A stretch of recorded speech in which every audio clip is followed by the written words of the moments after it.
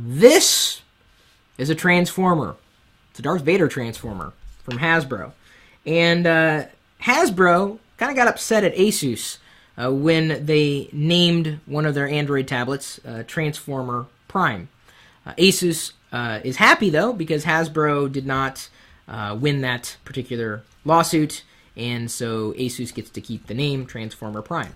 Now, if you're not familiar with Asus Transformer Prime, this particular piece of hardware is, I would say, lusted after by many a geek. One of those geeks happens to be one of our Android fans on LockerGnome.com, and I'm very happy to report that we now have an official Asus Transformer Prime review posted now. You can take a look at the link in the description. If you thought that we only covered Microsoft Windows, you're wrong. We cover more than Windows products here on LockerGnome. We cover just about everything if you'd bother to look, and hopefully you will bother to look. So, Ron's first impressions. One, the aluminum circular swirl backplate is very attractive and stylish. It is fast.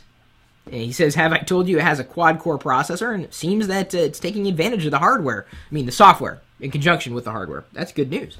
He says, it appears to me that this unit is just slightly thinner and lighter than an iPad. Now, that's just off of feel. And honestly, you could look at the specs and say, well, this one's heavier, this one's lighter. How does it feel to you? And to me, that's a greater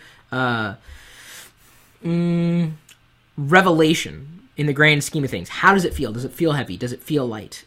Screen quality, he notes, equals that of the first two generations of the iPad, not the newest and greatest, is what Ron notes. So he's saying that it's not up to an iPad 3 or a new generation iPad Retina display, but still not bad.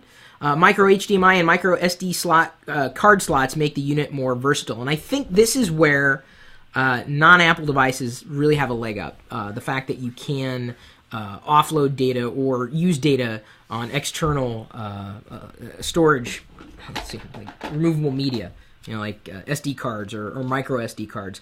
The HDMI slot, having it built in is nice. Of course, you can get an adapter for just about any one of those portable machines out there.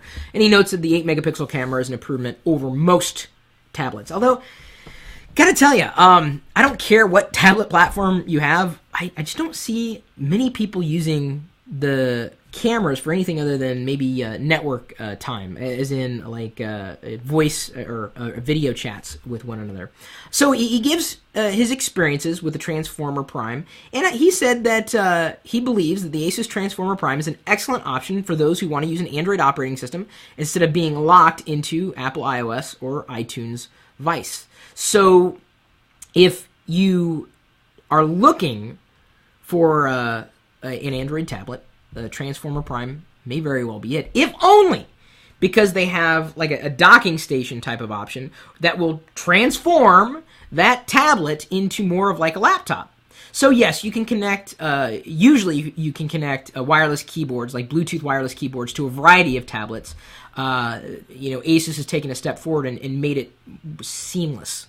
Not just making it a case, but really making it work. And I guess it was an extra $150. So Ron basically compares this to a traditional laptop. And tablets are kind of in between, right? They're not really laptops. There are full touchscreen devices, but sometimes you do need a keyboard. What kind of keyboard do you want? Well, it depends on what feel you need for that keyboard. Is there good action on the keyboard? But he notes here, he says, well, why didn't you just buy a laptop instead of going with something like a tablet? He says, my laptop doesn't have the cool factor. A laptop isn't cool, whereas tablets are. Well, I guess that's how you define cool, to tell you the truth. I'm not sure. I don't look at laptops as never looked at them really as being cool.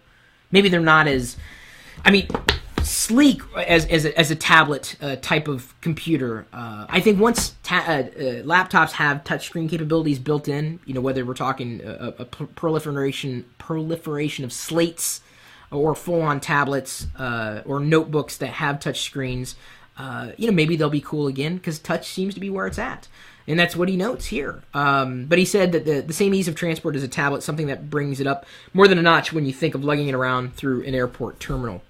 And I think it's the biggest value that tablet computers have over traditional laptops is they're typically lightweight, and as long as the screen is responsive to the touch, and as long as the platform is healthy enough and the apps are optimized for that screen size, I think you've potentially got a winner in your hands. I mean, yeah, you can have an app, but I'm big into that, the whole app being optimized for the screen size, and it's good to know that Google's paying attention to that, certainly with newer iterations of Android. I would say overwhelmingly a positive review of the Asus Transformer Prime. Take a look at the article. If you have any other suggestions for Ron or anybody else who has a Transformer Prime, feel free to share it. The thing is he's thinking that this is probably the best Android tablet there is out there. Well, what do you think?